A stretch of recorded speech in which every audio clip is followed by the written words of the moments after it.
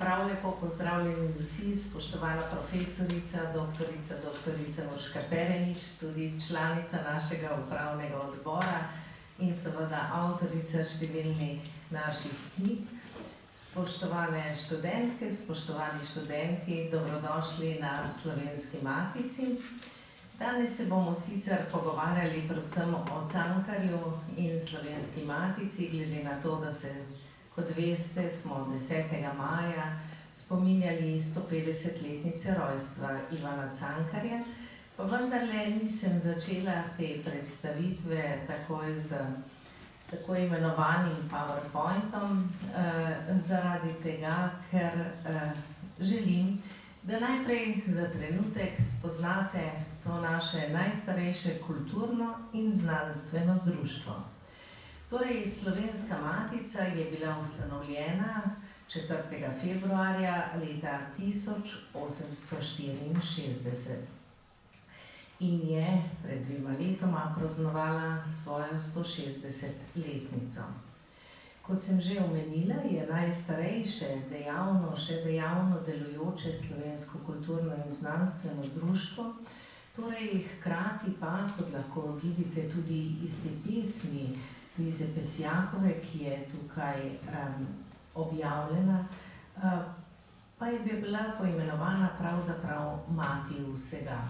Mati slovenskih kulturnih in znanstvenih ustanov, ki so se ustanavljale pozneje, tudi mati, ki je skrbela za slovenski jezik, slovensko knjigo, slovensko omiko in slovensko znanost, kot je zapisano v njenih ustanovnih pravilih, ki sem jih prav tako predstavila tukaj.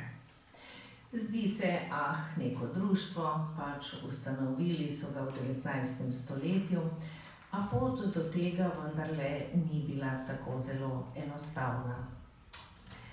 Vemo, da je 19. stoletje čas preboja narodov, ki so sestavljali takratno Avstrijsko cesarstvo, in prvi, ki so se zavedali, da je treba ustanoviti ustanovo oziroma tudi založbo, ki bo izdajala zahtevnejša besedila v narodnem jeziku enega od takratnih južnoslovanskih narodov, ki so sestavljali Avstrijsko cesarstvo, so bili Srbi. Ti so leta 1826 v Novem Sadu, vemo zakaj v Novem Sadu, ker je bila današnja Srbija takrat seveda razdeljena na osmanski, turški del, južno od Beograda, in na ta severni del, ki je pripadal Avstrijskemu cesarstvu, so v Novem Sadu, torej 1826, ustanovili prvo matico. Letos praznuje 200 let in naj povem, da je to izjemna ustanova, ki obsega 4 ulice, ima svoje galerije, knjižnice z milijoni knjižnega gradiva in podobno. Potem so sledile še druge tovrstne ustanove oziroma matice, recimo takrat potem tudi pri Hrvatih so ustanovili Ilirsko, pozneje Hrvaško matico, pa Češka matica, Poljaki so imeli tako imenovano Mater Poljsko in ustanovljena je bila celo Dubrovniška matica, leta 1863 pa tudi Slovaška matica. Slovenci pa tovrstne ustanove še nismo imeli. In zakaj je bilo tako zelo pomembno, da jo ustanovimo in vzpostavimo?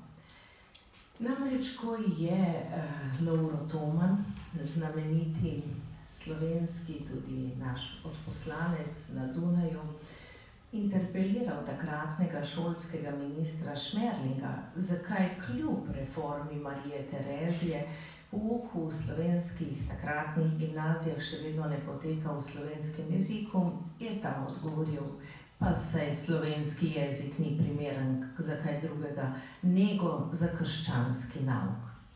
Torej, hotel je povedati, da nimamo razvitih vseh pojavnih oblik, vseh oblik jezikov našega jezika. Torej, imeli smo razvit pogovorni jezik, ki so ga uporabljali ljudje v svojem vsakdanjem življenju. Bila je že tudi vzpostavljena prva slovenska založba, to je Mohorjeva družba, katere ustanovitev je leta 1851 spodbudil škof Anton Martin Slomšek, ta je bila ustanovljena v Celovcu. In prav ta isti Slomšek je nemudoma na takratni Ilirski guberni poslal zahtevo za ustanovitev tudi druge založbe, ki pa bi izdajala zahtevnejša besedila, torej Matice, pa je bila ta prošnja sredi 19. stoletja zavrnjena. Torej, Mohorjeva družba je začela izdajati taka preprostejša besedila, da je širila bralno in pisno kulturo na Slovenskem. Recimo, to so bile tako imenovane mohorjanke ali večernice, o katerih gotovo veliko veste, ampak naj povem, da je imela zelo pomembno vlogo z izdajanjem preprostejših leposlovnih besedil v slovenskem jeziku. Tudi recimo Preži Hovoranc je zapisal, da nikoli ne bi postal pisatelj, če doma na zapečku ne bi brali večernic oziroma mohorjank. Še vedno pa nismo imeli založbe, ki bi izdajala zahtevnejša, torej strokovna besedila. Zakaj? Založbe, ki bi izdajala učbenike, da bi lahko pouk fizike in drugih naravoslovnih, pa tudi seveda humanističnih predmetov potekal v slovenskem jeziku. In prav na to se je skliceval ta minister Šmerlin, ki sem ga predhodno omenila. Seveda so se potem nekako vsi zavedali, da moramo čim prej ustanoviti in spodbuditi nastanek Slovenske Matice. Ne nazadnje vemo, da je bil Lovro Toman tisti, ki je nedaleč stran tu 7. maja izobesil tudi prvi izobesil v Wolfovi ulici slovensko zastavo, zato je 7. maj tudi dan slovenske zastave. No in prav ta Lovro Toman je bil najbolj dejaven za ustanovitev Slovenske Matice. Kljub temu pa je že Fran Levstik pisal, pa kaj je zdaj z vami v Ljubljani, da Matice ni in ni in ni. Potem pa je prišlo leto 1863, ko smo praznovali tisočletnico česa? 1863, torej 863, kaj prihoda svetega Cirila in Metoda v naše kraje. In Mariborčani, seveda, ki so bili vzpodbujeni tudi z pobudami Slomška za ustanovitev Matice, čeprav je takrat potem že umrl, žal, leta 1862. No, Mariborčani so takrat na tako imenovani literarni besedi, slavju posvečenemu prihodu svetih bratov v naše kraje, zbrali denar, napisali ustanovna pravila, jih predali Janezu Blajvajsu, ki ga vidite tukaj na levi strani, in rekli, dajte v Ljubljani že ustanoviti Matico slovensko. Tako se je takrat imenovala. Pa vendar pot ni bila tako enostavna, dovoljenje je moral dati tudi sam presvetli cesar, a ne na Dunaju. In 4. februarja je to dovoljenje prišlo, tako da 4. februar 1864 velja tudi za rojstni dan Slovenske Matice. Po vsem, kar sem povedala, seveda ni presenetljivo, da je bil prvi predsednik Slovenske Matice, že omenjeni Lovro Toman, drugi predsednik Edvin Henrik Kosta, ki ga vidite tukaj in ki pred lani, mislim, da smo organizirali, tako je, simpozij posvečen 150-letnici njegove smrti, umrl je 1875, in je znan po tem, da je seveda napisal prvo slovensko, sestavil prvo slovensko bibliografijo. No, na tretji predsednik pa tudi že omenjeni Janez Blajvajs, ki ga iz zgodovine slovenske kulture pravzaprav gotovo vsi poznate. No, in tako se je potem dolgo odvijala zgodovina Slovenske matice. Njena vloga je bila zares izjemna. Slovenska matica ni samo začela izdajati učbenikov v slovenskem jeziku, torej skrbeti za to, da se ta uveljavi v naših takratnem šolskem sistemu, ampak tudi zbirati rokopise slovenskih pisateljev, jih odkopovati. Tu je bilo zelo dragoceno rokopisno gradivo. In to, kar hrani danes Narodna in univerzitetna knjižnica, je bilo last Slovenske matice. Vodnikovi rokopisi, Cankarjevi rokopisi, tudi najstarejše slovensko tiskano besedilo iz 16. stoletja. To je letak, kjer so prve slovenske besede natisnjene, levkup, uboga gmajna, ko so seveda Nemci prosili letake, kaj ti uporni celjski kmetje prepevajo. Vse to je bilo last Slovenske matice, a Slovenska matica je vse to predala Narodni in univerzitetni knjižnici leta 1919, ko je prav Slovenska matica vzpodbudila ustanovitev prve slovenske univerze. Takrat je bil predsednik Slovenske matice Ivan Tavčar, ki pa je bil kratko obdobje, vemo, da je bil tudi župan Ljubljane in izredno zaseden. Je pa zaslužen za to, da je Slovenska matica še danes v teh stavbah, kjer se danes trenutno nahajamo. Sem se je preselila iz tako imenovane Suvanove vile, kjer je najprej delovala, to je tam, kjer je današnja knjigarna Konzorcij, leta 1879, vendar so ji vse premoženje avstrijske oblasti leta 1914 zaplenile. Izdala je namreč roman Frana Maslja Podlimbarskega, gospodin Ferdo, ali gospodin Franjo, zdaj pa tudi jaz. Prosim profesorico za pomoč. Franjo, ampak nisem 100%. Kjer je kritiziral delovanje avstrijske oblasti v Bosni takratni, in ta roman so nemudoma zaplenili, pobrali matico vse premoženje, prepovedali. Vemo, da se je takrat začela Prva svetovna vojna, in vzeli na te stavbe in stavbo čez dvorišče, ki gleda na Ljubljanico, na Hribarjevem nabrežju. Na njo vzeli velike vojne kredite in dejansko je bil Ivan Tavčar kot pravnik Slovenske matice zaslužen, da so ta odlok leta 1917 preklicali, dovolili znova ustanovitev Slovenske matice in ji vrnili to premoženje, ki pa je bilo pod zelo hudo vojno hipoteko, tako da so te stavbe komaj rešili.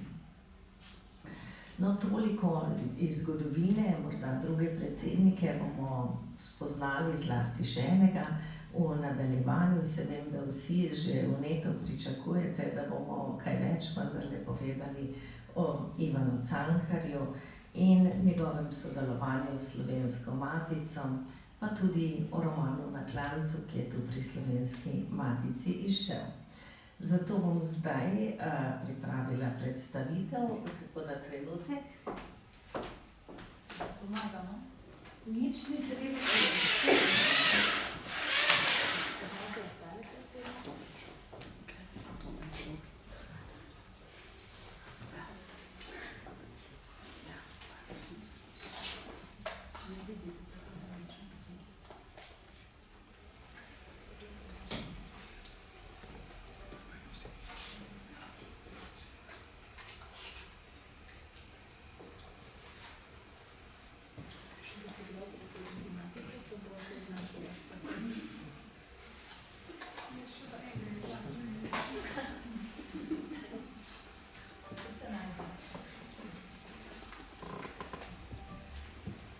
To niso vsi predsedniki, novejši predsedniki so v zgornjem nadstropju.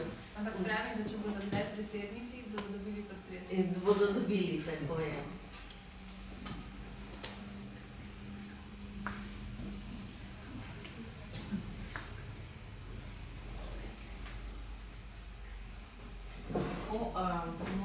dobro, da še malo zmanjšamo. Če bil pa nazadnje restauriran, ne? Ja, tale. Drugo leto je pa 200-letnica Lovra Toma, tako da smo že dogovorjeni, da bomo nekoliko restaurirali. Tako, zdaj se bo tako malo boljše videlo.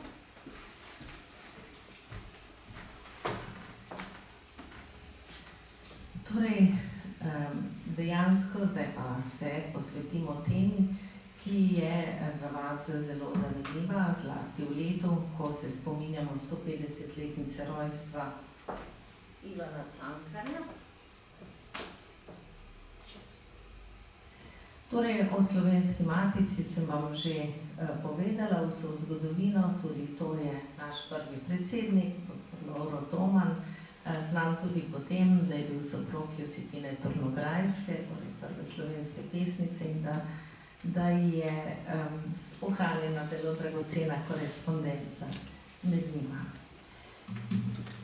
Ivan Cankar, vsi veste, rojen na Vrhniki, leta 1882 do 1888 je obiskoval šestletno ljudsko šolo in ker je bil zadnji 2 leti najboljši vrhniški učenec, se je odpravil v Ljubljano. Od leta 1888 do 1895 obiskuje ljubljansko realko. To vemo, kje je, na Vegovi ulici, tukaj, kjer je danes elektro- in računalniška srednja šola. In prav na tej šoli se zgodi povezava med Slovensko matico in Ivanom Cankarjem. Namreč njegov profesor na realki od 4. do 7. razreda, zadnje leto pa tudi razrednik, je bil Fran Levec. Ta je nemudoma odkril njegov talent, ga vzpodbujal, da piše in piše, postal je njegov literarni mentor, hkrati pa je bil Fran Levec tudi ugleden član Slovenske matice, dolgoletni vodja matičinega knjižnega odseka. Leta 1893 je postal tudi predsednik Slovenske matice in vidite ga lahko na portretu tam pri vratih. Torej, to je tudi najdragocenejši portret, ki ga hrani Slovenska matica, ker ga je naslikal znameniti impresionist Ivan Grohar. In morda bomo v nadaljevanju lahko spoznali, zakaj ga je pravzaprav upodobil v tej zeleno-modri patini, ki danes nekako žari sten Slovenske matice in s katerih nas opazuje. Kako je Fran Levec spodbujal Ivana Cankarja k pisanju? Ohranjeni so, seveda matice skrbno hranila svoj arhiv, dopisovanja, korespondenco in podobno. In če pogledamo to obdobje predsednikovanja Frana Levca, vidimo, da je Ivanu Cankarju naprej plačeval honorarje, potem pa ga seveda vzpodbujal, da ta svoj rokopis, ki je bil že plačan, čim prej oddan. In tovrstno sodelovanje se je izkazalo zares uspešno. Namreč v samo 8 letih med 1900 in 1908 je Ivan Cankar pri Slovenski matici izdal kar 10 svojih proznih del. Torej, tukaj je izhajala v glavnem njegova proza, ne dramatika, pa vendarle med njimi izredno pomembna prozna dela, torej leta 1901 Popotovanje Nikolaja Nikića povest, potem 1901 Pripoved Tujci, že leta 1902, torej samo pri koliko Cankarjevih letih, koliko je bil star? Pri 26 letih napiše roman Na klancu. V istem letu še pove življenje in smrt Petra Novljana, 2 leti pozneje roman Križ na gori, 1905 spet 2 deli Potepuh Marko in Kralj Matjaž in pa Pripoved v mesečini. Pri 30 letih, torej leta 1906, izda roman Martin Kačur in kratko pripoved Smrt in pogreb Jakoba Nesreče. Zadnje delo, ki je izšlo pri Slovenski matici, je bil Cankarjev roman Novo življenje leta 1908. Prav ta rokopis smo pri zadnjem pospravljanju Slovenske matice še odkrili v omari in ga skupaj z najdenimi Slomškovimi rokopisi predali še Nuku, glede na to, da zdaj hrani vso to zapuščino. Tako da je Slovenska matica potem v zahvalo za vso to darovanje leta 2023 prijela tudi Trubarjevo priznanje za ohranjanje naše rokopisne dediščine. Vsa ta dela Cankarjeva pa so izšla v tako imenovani Knezovi knjižnici. Vprašali se boste, Knezova knjižnica, zakaj? Omenila sem, kako zelo dejaven je bil Fran Levec, bil je izjemno dejaven že kot vodja knjižnega odseka, pa tudi seveda kot predsednik. V tem obdobju lahko govorimo o zlati dobi Slovenske matice. Fran Levec ni bil samo tisti, ki je spodbujal razvoj leposlovja slovenskega, ustanovil je. V tem obdobju so nastale številne matičine zbirke, ki jih izdajamo še danes, nekatere so vmes prenehale izhajati, pa smo se potrudili, da smo jih do danes vse obnovili. Recimo Zabavna knjižnica, potem tudi ta imenovana Knezova knjižnica. Hkrati pa je zelo spodbujal tudi razvoj znanosti in v času predsednikovanja Frana Levca je začela izhajati tudi prva slovenska znanstvena revija, to je zbornik leta 1899, ki še danes izhaja pod naslovom Zbornik za zgodovino naravoslovja in tehnike. Lahko si tudi ogledate, vzamete nekaj starejših izvodov zadaj na mizi. Skratka, Fran Levec se je zavedal tega osrednjega pomena Slovenske matice kot tiste, ki krepi tako slovensko kulturo, jezik kot tudi znanost. Knezova knjižnica pa je dobila svoje ime po Antonu Knezu. Rojen je bil leta 1856, bil je zelo znan, uveljavljen slovenski trgovec, ljubljanski podjetnik, zlasti je imel veliko trgovsko hišo in se ukvarjal predvsem s trgovanjem s kmetijskimi pridelki na Kranjskem. Toda bil je nesrečno zaljubljen in nekega jutra ga najdejo, ker je naredil samomor, skočil je pod vlak. Ko pa so odpirali njegovo oporoko, so bili popolnoma presenečeni, ker je večino svojega premoženja zapustil prav Slovenski matici. In v poslovilnem oziroma pismu oporoke je zapisal, da je namen tega denarja za Anton Knezovo ustanovo v izdajanje cenene zabavne in poučne ljudske knjižnice, katera naj nosi v spomin moje ime in mora biti pisana v strogo narodnem duhu, na podlagi katoliške vere, toda v svobodosmiselnem smislu. Fran Levec je bil odgovoren predsednik, ustanovil nemudoma tako imenovano Knezovo fundacijo in so začeli izdajati leta 1894 Knezovo knjižnico. Predstavljajmo si, kako izjemna donacija je to bila, če je sicer nekaj desetletij prej cesar za ustanovitev Slovenske matice prispeval 500 goldinarjev. Ta denar je bil res izredno dragocen, zato se je seveda dejavnost Slovenske matice ob koncu 19. stoletja razbohotila, toda večino denarja je bilo izgubljenega v tistim že omenjeni zaplembi premoženja Slovenske matice in vojnih kreditih ob prvi svetovni vojni. Ta Knezova knjižnica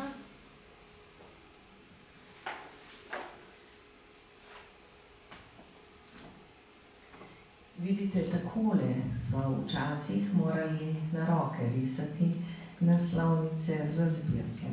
In to je še original, kako so izrisali naslovnico za Knezovo knjižnico, ki je recimo so jo potem takole reklamirali skupaj z drugimi zbirkami Slovenske matice, a ne, to je tale zbirka. In je potem v originalu izgledala recimo natisnjena takole.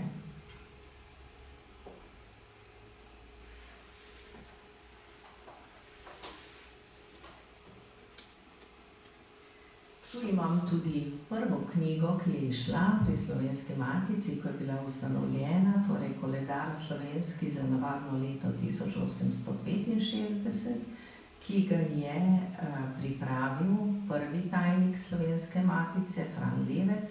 Namreč poleg predsednikov, katerih portrete lahko gledate tukaj v dvorani, Slovensko matico, predsednik je nekako častna funkcija, Slovensko matico pa vodi delo na njej tajnik oziroma urednik.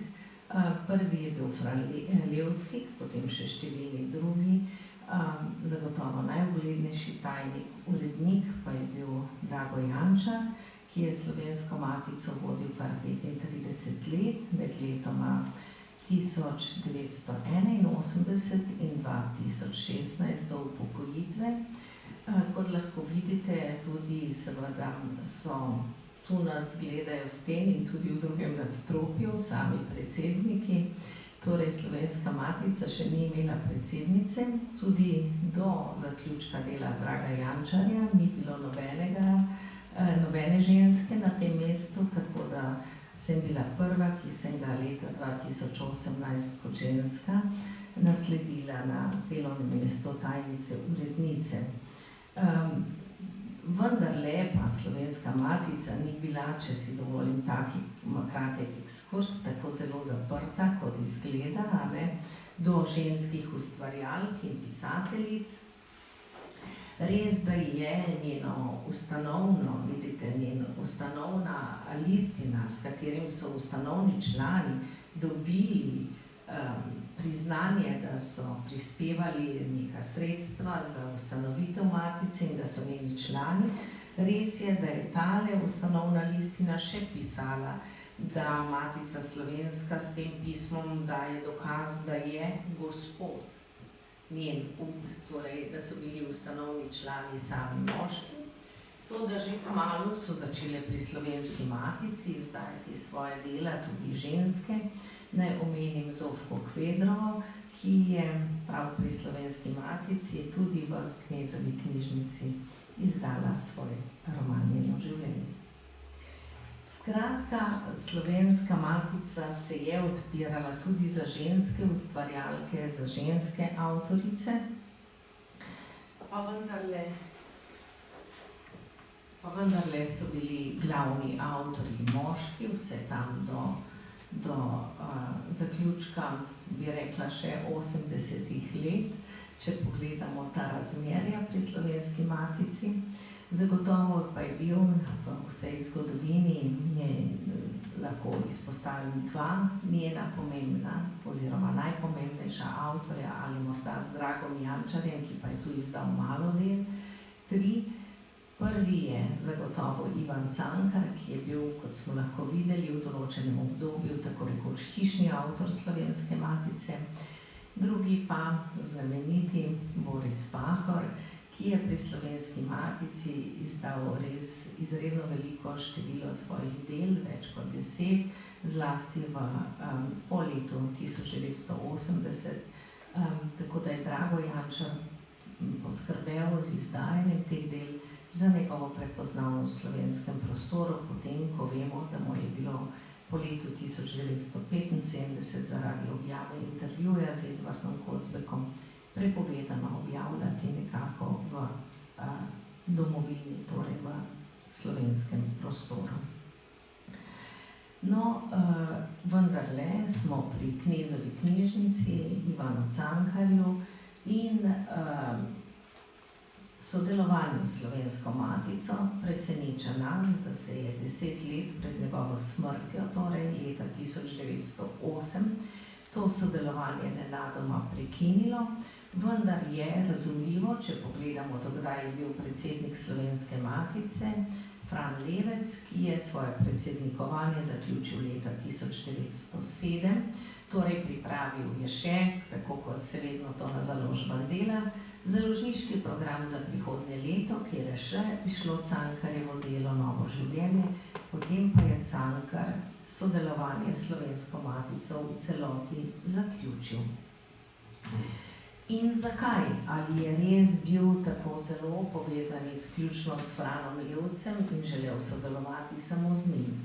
Odgovor na to vprašanje najdemo v uvodu v zbirko njegovih črtic Moje življenje, kjer Ivan Cankar zapiše: Nedavno je Slovenska matica razpošiljala po naših krajih formular, na katerega naj bi ljudje napisali poglavitne zanimivosti iz svojega življenja in nihanja. Tudi jaz sem dobil tak formular, pa nisem vedel, kaj bi z njim. Besedilo je bilo namreč hrvaško. Moj občevalni jezik pa je doma edino ne slovenski. Državni uradi so se naučili slovenščine, morda se jo bo sčasoma tudi Slovenska matica. Iz teh in takih razlogov sem izročil formular dekli, da podkuri z njim. Kaj se je zgodilo s Slovensko matico? Po Franu Levcu je predsednikovanje prevzel Fran Ilešič, ki ga vidite tukaj na desni strani. Fran Ilešič, znan ilirist, torej prizadeval si je za nekakšen enotni južnoslovanski jezik in zato ustanovil tudi hrvaško knjižnico, izdajanje knjig v hrvaščini in očitno tudi pošiljanje dopisov z te Slovenske matice, ki bi pravzaprav morala biti mati slovenskega jezika in slovenske knjige. Absolutno seveda iz tega lahko razumemo, da se Ivan Cankar s tovrstnim združevanjem in povezovanjem, torej na področju kulture južnoslovanskih narodov, nikakor ni strinjal. To je jasno razvidno tudi iz njegovega predavanja Slovenci in Jugoslovani iz leta 1913, kjer Ivan Cankar odločno zapiše, da smo si lahko bratje, bratje po krvi, ja, bratranci po nekako svoji povezanosti, politični povezanosti, takrat v isto skupnost, ničemer pa si nismo podobni po naši kulturi in znanosti. To vprašanje se je končalo, zapiše, že veliko prej, torej že takrat, ko smo se razločili vsaj 4 jezike in nobeno kulturno povezovanje in združevanje zanj ne pride v poštev. Pri tem pa še odločno in posebej poudarim v tem svojem predavanju Slovenci in Jugoslovani misel, ki nam seveda daje tudi misliti, da piše, iliristi so ne samo izdali slovenski jezik in tega sploh ne poznajo, izdali Trubarja, Prešerna in druge, ampak gredo celo tako daleč, da bi raje živeli v kakšnem Šapcu, kakor v Ljubljani. In danes, piše, je bolj nevarno, da te v Ljubljani pretepe kakšen ilirski, kakor nemški šovinist. Te besede dajo odločno misliti tudi seveda o Cankarjevi smrti. Veste, da je uradna razlaga, da naj bi leta 1918 padel po stopnicah v stavbi tukaj zraven na Kongresnem trgu. Vendarle pa določene primerjave njegovega posmrtnih mask pričajo o takem padcu, ki ne more biti samo naključen padec po stopnicah, ampak odraz tudi more biti pretepa. Tako da obstajajo teorije, da so Ivana Cankarja pretepli ravno zaradi njegovega nasprotovanja vsakršnemu kulturnemu in jezikovnemu povezovanju južnoslovanskih narodov leta 1918, ko vemo, da je bilo to zelo bilo to vprašanje tako rekoč najbolj izpostavljeno po koncu Prve svetovne vojne. In morda lahko odgovor na to vprašanje pokažejo tudi posmrtne maske. Eno od Cankarjevih posmrtnih mask hrani tudi Slovenska matica. Namreč Slovenska matica ne samo, da je skrbela za odkupovanje spomenikov, skrbela je tudi za odkupovanje rokopisov, skrbela je tudi za postavljanje spomenikov slovenskim pisateljem, recimo Valentinu Vodniku na Vodnikovem trgu, ki bo zdaj ogrožen, pa Ivanu Tavčarju na Visokem in drugih. In zato je naročila ob smrti vsakega pisatelja, takrat so morali to kiparji znati, izdelavo posmrtne maske pisatelja, saj nismo imeli 3D računalniških obrisov človeške glave. No, in tukaj lahko tudi vidimo na vrhu Cankarjeve glave tudi udor in udarec, zatečena lica od udarca. Skratka, tudi to posmrtna maska je ena od možnih interpretacij in odgovorov na vprašanje o Cankarjevi smrti, ki si jo zastavljamo.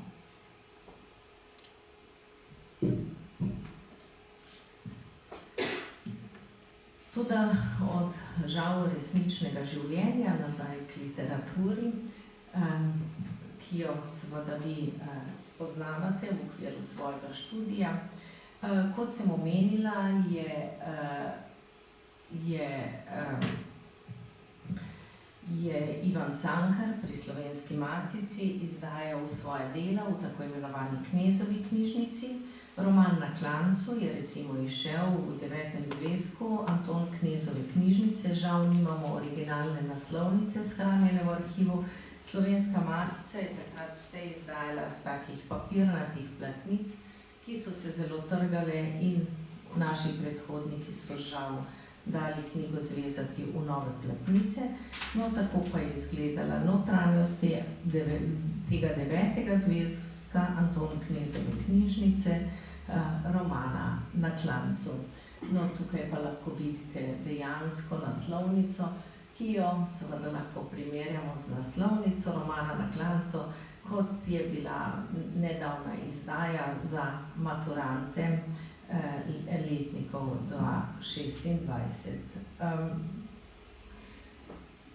Roman Na klancu in seveda ves ta njegov opus, torej roman je bil izdan samo pri 26 letih Ivana Cankarja, pa tudi tako izjemen opus prozni, kot smo lahko videli, napisati v 8 letih, seveda pričuje o tem, kako mi nenehno degradiramo svoje slovenske pisatelje, in tudi tu se morda skriva kakšna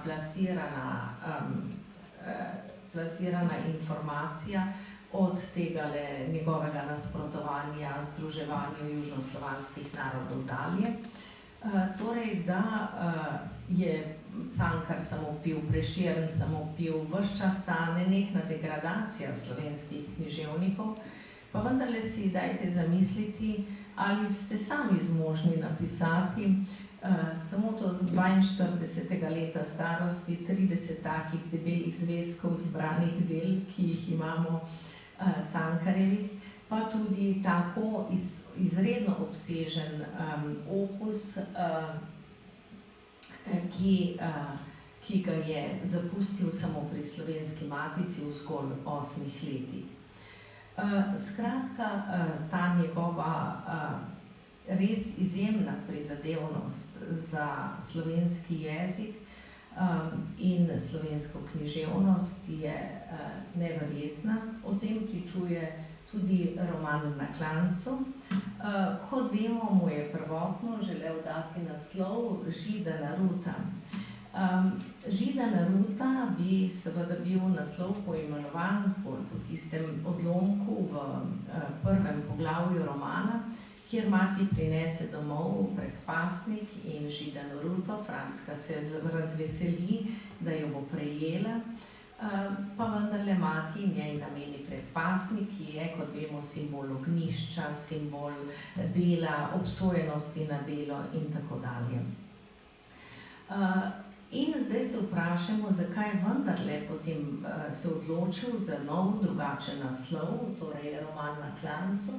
In iz tega lahko vidimo, da je bil seveda njegov namen pisati zgodbo, Franckino zgodbo razširiti iz individualnega na kolektivni subjekt, torej na klanec siromakov.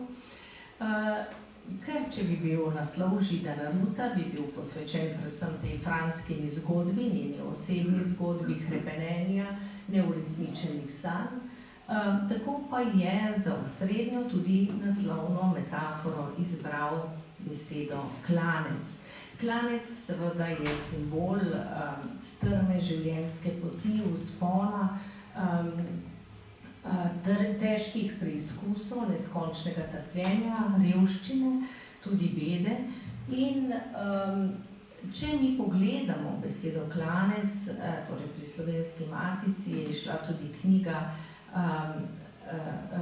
profesorice doktorice Vesne Mikolič, Albereš Cankarja. In v tem je naredila, seveda to je danes povsem možno, lahko naredi kdorkoli, a ne? Veste, da je Cankarjev opus v celoti ohranjen na glibu in je računalniško seveda pregledala pogostost pojavljanja posameznih besed pri Ivanu Cankarju. S tem, da je bila osredotočena seveda na samostalnike, samostalniške besedne vrste, pridevniške in pa na glagole. Jasno, da bi drugače bili najpogostejše glagolske oblika je ali pa veznik in podobno, tako da predlogi vezniki in podobno niso vključeni. In če pogledamo pogostost besede klanec pri Ivanu Cankarju, je to zelo pogosta beseda, pojavi se kar 446-krat in je na 153. mestu po pogostosti pojavljanja, torej podobno med besedama žalost in cerkev, ki prav tako vemo, da sta zelo pomembni. Torej, druga zelo pomembna in pogosta beseda pred Cankarjem je seveda, ko vprašam različne, zlasti dijakinje, katera je, pa mislijo, da je najbolj pogosta beseda, ki se pojavlja pri Cankarju, kaj rečete, kaj je glavni odgovor? Mama. Tako, vsi rečejo mati, pa ni. Pa ni je zelo pogosta. Mislim, da je na 28. ali nekaj takega po pogostosti mestu, pa vendarle zanimivo je, da so najpogostejše beseda pri Ivanu Cankarju oči, ki se pojavijo kar nekaj tisočkrat, mislim, da okrog 4500-krat, in vendarle vsakokrat v novem pomenu in kontekstu. In to je ta izjemna veličina Cankarjevega pisanja, da je slovenski jezik razvijal, ker je odpiral pomene besed novim pomenjanjem in ga na tak način izredno obogatil, kot lahko rečemo skoraj da nihče do danes. Najpogostejše so oči, človek, obraz, srce, gledati in videti. Skratka, vse besede, ki so povezane na nek način s posameznikom, s človekom, tudi z njegovim telesom, hkrati pa vendarle beseda oči. Kaj so oči? Ja, profesorica ve na pamet. Oči so na nek način zrcalo duše, torej odraz naše notranjosti, naše intimnosti, človekovega občutenja, to, kar čuti srce, zato tudi to pogostost, gledati, videti, seveda glagola, ki sta povezana z dejavnostjo oči, hkrati pa seveda so oči na nek način tisti most s katerim človek doživlja kaj? Mi z očmi gledamo zunanji svet. Torej so na nek način most med človekovo intimo in zunanjim svetom. Torej zunanji svet je tisti, ki vpliva na človekovo intimo in odraža to, kar oči so nek odraz tega njegovega vpliva, hkrati pa tudi vzpostavljajo dialog človeka z zunanjostjo. In zato mi, kljub seveda tej pogostosti Cankarjevega opisovanja človekovega čustvenega razpoloženja, nikakor ne moremo reči, da je bil intimist. Ker za njega je vedno poudarjeno in pomembno to, kako zunanji svet, torej ta širša družba, družbeno dogajanje ali neka skupnost vpliva na človeka in na njegovo notranjost. In tu vidimo pri njem ta izrazit dialog med človekom in zunanjim svetom. To se še bolj nazorno pokaže, če pogledamo mi, kako je roman Na klancu razdeljen. Razdeljen je v 8 poglavij in če pogledamo, prvi za vozom, to izraža neko dogajanje. Fani je ime človeka, torej nekega subjekta literarnega. Kako se je Franska omožila, znova izpričuje neko dogajanje. Izgnanci so kolektivni subjekt. Zbrstela je mladika, znova dogajanje, študent Lojze, spet individualni subjekt. Vračajo se izgnanci, dogajanje in klanec siromakov, spet subjekt. Torej, ves čas vzpostavlja tudi s tem, kako je naslovil svoje poglavje, nekaj vrste dialektiko med literarnim subjektom, med človekom in zunanjim dogajanjem. Tako da že v sami strukturi lahko vidimo, kako izjemno je poskušal to nasprotje, to antagonizem in hkrati seveda vso vplivnost vpisati v samo zgradbo svojega romana. No, ko pa sem vam govorila o pomenu, metafor pri Cankarju, torej klanca, tudi Matine, seveda ta znameniti tudi tek za vozom in podobno, pa sem povedala, pa je bilo omenjeno tukaj, da je zelo pogosta beseda tudi noč ali tema na 26. mestu po pojavnosti v njegovem celotnem opusu. In tu bomo zdaj na odlomku lahko spoznali, ker seveda ne moremo pregledati celotnega romana Na klancu, kako on izrazito razvija metaforo oziroma podobo noči. Roman se začenja takole. Franska ni zaspala dolgo v noč. Vse je bilo že tiho. Nič se ni zganilo v temi in skoraj jo je bilo strah. Samo poredkoma je segel rezek glas iz noči. Zaukal je fant na vasi, zapel je pesem, šel je zmerom dalje po klancu navzdol in pesem je umolknila. Potopila se je v noč. V samo nekaj stavkih ponovi kolikokrat besedo noč. Kar 3-krat ponovi besedo noč, potem pa še tema, strah, mrak in tako dalje. Skratka, kako v bistvu, ko mi vstopimo v njegov roman, vstopimo v eno samo temino, v eno samo noč. Ta noč je poudarjena ne samo s ponavljanjem, tudi s tem, da seveda, veste, profesorji v srednji šoli so vedno govorili ne ponavljati ene in iste besede v stavkih, kako pa si Cankar to dovoli, seveda, ker da tej noči vsakokrat nek nov pomen. Ni zaspala dolgo noč, znamenje človekove negotovosti, potem v temi jo je bilo strah, noč, ki prinaša strah. Potem je noč, ki prinaša vendarle nek glas, torej začnemo v tej noči, vendarle Franska ni več sama, sliši glas drugega. In vendarle hkrati se ta glas spet potopi v noč, torej v popolno praznino, popolno tišino in noč v tem pomenu. Če pa zdaj pogledamo mi zaključek Cankarjevega romana, vidimo, da seveda roman ni zgolj, in zato tudi Židana Ruta naslov ne bi bil upravičen, ni zgolj samo biografija Franzke in njene usode, ampak prehaja že na naslednji subjekt, torej že na naslednjo generacijo, študenta Lojzeta. In ta študent Lojze v zaključku romana zre klanec siromakov in takole doživlja.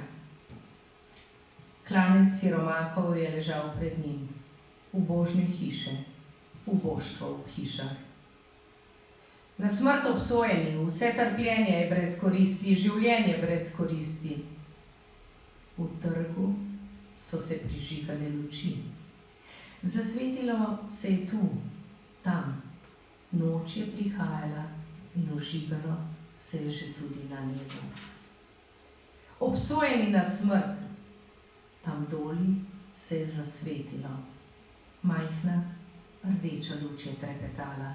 Rasla je in plapolajoča rdeča iskra se je spremenila v mirno, jasno, belo svetlobo. To je bilo učiteljevo okno. Lojze je strepetal in gledal je nepremično, v mirno, belo svetlobo, ki je sijala iz noči. Torej, seveda, če mi doživljamo ta začetek romana kot popolno nemoč, kot popolno praznino, kot popolno obsojenost na mrak življenja, na noč življenja, na temnino v Franzki, vidimo, da se v prihodnji generaciji, ki sicer klanec še doživlja kot brezup in nemožnost rešitve iz revščine in bede, vendarle zunanji svet zdaj spremeni. Zunanji svet ima lučke na trgu, zunanji svet ima lučke na nebu. Še več, zunanji svet je tisti, kjer je prižgana luč v učiteljevem oknu. In zato sem vam danes predstavila to zgodbo o Franu Levcu in Ivanu Cankarju, ker v tem kontekstu, kaj je njemu pomenil Fran Levec, lahko razbiramo iz zaključka njegovega romana. Torej, učitelj je bil tisti, ki je njemu kazal novemu rodu, novi generaciji, tisto luč, ki bo nekoč razsvetlila tudi ta klanec siromakov. In zdaj razumemo, zakaj ga je tudi Grohar upodobil Frana Levca v tej zeleno-modri patini, torej zelena, ki je znamenje pomladi, torej večne mladosti, večne duhovne živosti, ki jo je prinašal tudi v Cankarjevo ustvarjanje in delo, in modra kot seveda znamenje modrosti, duhovne aristokracije duha, ki bo razsvetlila nekoč tudi klanec siromakov. Čisto na kratko sem vam morala nekoliko ponuditi tudi vpogled, kako se pravzaprav Cankarjeva življenjska zgodba, njegov odnos, vendarle prepleta tudi z njegovim opusom.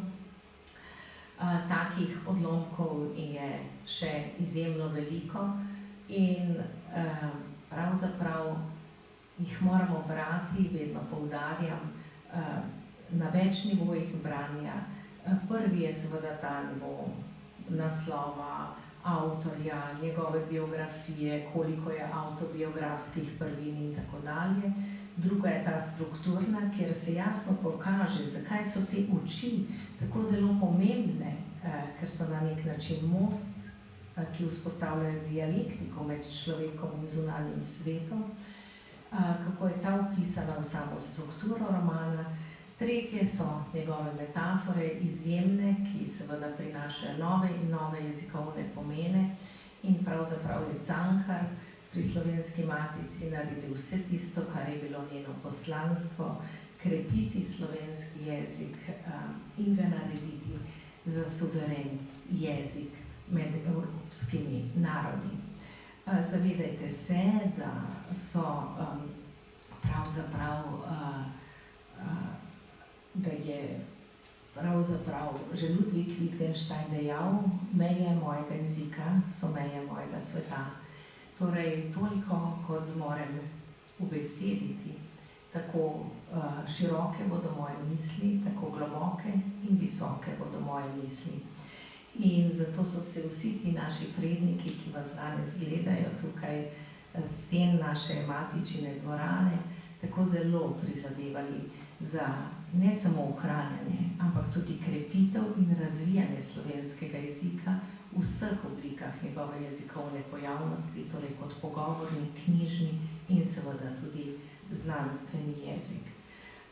Kako zelo težko je bilo to doseči, sem vam morebiti poskušala prikazati skozi dejstvo, da še pred nekaj več kot 150 leti pouk v slovenščini ni potekal na naših takratnih gimnazijah v slovenskem jeziku, da ni tako samoumevno, da lahko ta danes poteka v slovenščini. Zato se Slovenska matica odločno in vsak trenutek javno upira kakršnemkoli prizadevanjem Univerze v Ljubljani, ki jo je vzpostavila in katere mati je Slovenska matica, da bi začel pouk potekati tudi vzporedno v angleščini. To je zagotovo eden od tistih ukrepov, ki hoče relativizirati in seveda tudi uničevati slovenski jezik načrtno, ga rahljati, ga pravzaprav glede na to, kar so poskušali tudi že iberisti, lahko v tem vidimo neka nova prizadevanja za uničevanje slovenskega jezika. Zakaj? Ko uničiš slovenski jezik, seveda uničiš narodovo identiteto, književnost in vse ostalo. Tega se je Cankar odločno in vsak trenutek zavedal. Čeprav je imel odlične honorarje pri Slovenski matici, se je tem raje odrekel, zato da bo njegov jezik na domačih tleh vedno in samo slovenski. In pravzaprav to poslanstvo nosite kot študenti slovenistike naprej in prihodnjim generacijam. In verjamem, da boste potem res, kot je bilo na začetku rečeno, pisali tudi novo zgodovino Slovenske matice. Hvala lepa.